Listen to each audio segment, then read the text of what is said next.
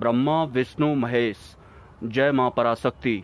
मंत्र जप करते हैं आप, ध्यान साधना करते हैं आप, नाम जप करते हैं आप, सिद्धि प्राप्त करने के लिए ये सब कर रहे हैं आप, मुक्ति प्राप्त करने के लिए ये सब कर रहे हैं आप। जिस भी संकल्प के साथ आपने सूक्ष्म जगत में एंट्री की है, आपको ये भी पता होगा कि आपको हवन भी करना पड़ता है, स्पेशली अगर आप कोई साधना कर रहे हैं। जिस भी संकल्प के साथ आप जप करते हैं, भले ही भजन करते हैं, किसी मंत्र को आप स्मरण कर रहे हैं या फिर आप सिर्फ उस परम तत्व परमात्मा को स्मरण कर रहे हैं, लेकिन आप अपने संकल्प में अगर एक लाइन शामिल कर देंगे कि जितना भी नाम जप मैं कर रहा हूँ या फिर जितना भी मंत्र जप मैं कर रहा हूँ या फिर जितनी भी ध्यान साधना मैं कर रहा हूँ, इससे जितनी भी ऊर्जा जनरेट हो रही है, उस ऊर्जा में से 10% हिस्सा इस ब्रह्मांड के किसी सात्विक सच्ची तत्क्षण जरूरतमंद जीवात्मा को इसका फल मिल जाए। उठ के देख। तो हो सकता है इस ब्रह्मांड में किसी निम्न स्तर के तांत्रिक ने किसी अच्छी जीवात्मा को तंत्र मंत्र से बंधन में कर रखा हो, भले ही वो कोई इंसान हो या फिर देव सत्ता में आने वाले यक्ष, गंधर्व, किन्नर, कुबेर, नाग, अप्सरा, यक्षिणी जैसी उच्च स्तरीय दिव्य शक्तियां ही क्यों न हो। तो अगर आप अपनी जप तप की ऊर्जा का 10% हिस्सा ऐसी ही किसी तत्क्षण जरूरतमंद जीवात्मा को दान करते हैं, तो बहुत जल्द सूक्ष्म जगत की जो शक्तियां होती हैं वो आप पे कृपा करने लगती हैं। क्योंकि जैसा कि आपको पता है कि ये जो दुनिया है ये द्वंद पे चलती है, तो सूक्ष्म जगत में या फिर इस स्थूल जगत में अच्छी और बुरी सत्ताएं भी हमेशा से विचरण करती हैं। बुरी सत्ताएं जहां सूक्ष्म जगत में एंट्री करने के बाद और या फिर किसी तरह की कोई सिद्धि प्राप्त करने के बाद उनका इस्तेमाल इस पृथ्वी के अच्छे इंसानों को या फिर साधु संतों को भ्रमित करने के लिए, या फिर मैं ये कहना चाहूँ कि अपनी सत्ता को आगे बढ़ाने के लिए उन शक्तियों का इस्तेमाल करते हैं। तो आपकी जप तप की ऊर्जा से दान किया गया 10% जप तप की ऊर्जा का वो हिस्सा किसी भी ऐसी सात्विक सच्ची तत्क्षण जरूरतमंद जीवात्मा को मुक्त भी करवा सकता है। ये एक बहुत बड़ा परोपकार का काम होता है। जैसा कि आपने साधना के दौरान दशानन हवन के बारे में सुना होगा, तो आपकी 10% जप तप की ऊर्जा जो आपने दान की है वो कुछ उसी तरह के दशानन हवन के समतुल्य होती है।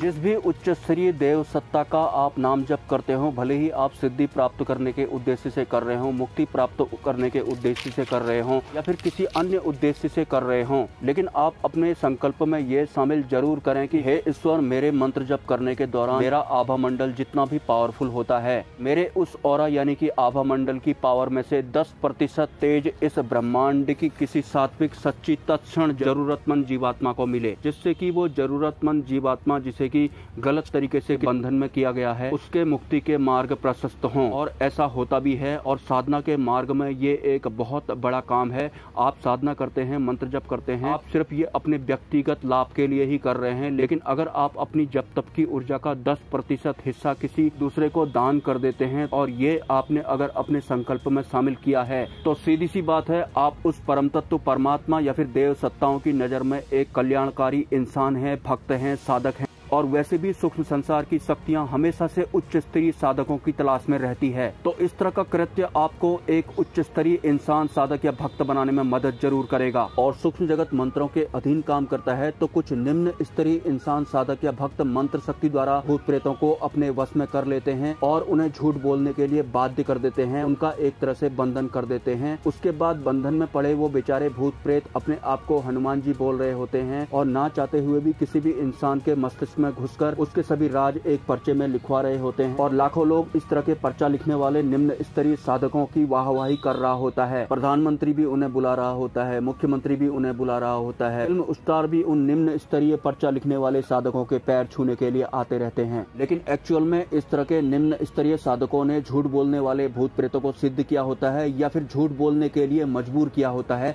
उन्हें बंधन में किया हुआ होता है। तो हो सकता है कोई सीधा साधा भूत प्रेत इन पाखंडी बाबाओं के चंगुल में फंस गया हो और आपके जप तप की 10% ऊर्जा उसे मुक्त करवा दे और आपकी सूक्ष्म जगत की यात्रा में वो सीधा साधा भूत प्रेत जिन्हें की इन निम्न स्तर के पर्चा लिखने वाले साधकों ने बंधन में किया होता है, वो आपके लिए एक बहुत बड़ा सहायक का काम कर सकता है। अगर वो जीते जी एक लॉयल इंसान रहा होगा तो यकीनन वो इंसान मृत्यु के बाद भी लॉयल ही रहते हैं। लेकिन सूक्ष्म जगत में इस तरह के निम्न स्तरीय साधु संतों का आना जाना भी लगे रहता है, जो लोगों को कुछ ऐसी व्यवस्था के तहत भ्रमित करते हैं कि आम इंसान को तो भनक भी नहीं लग पाती। मिलते हैं नेक्स्ट वीडियो में। ब्रह्मा विष्णु महेश एंड जय मां पराशक्ति।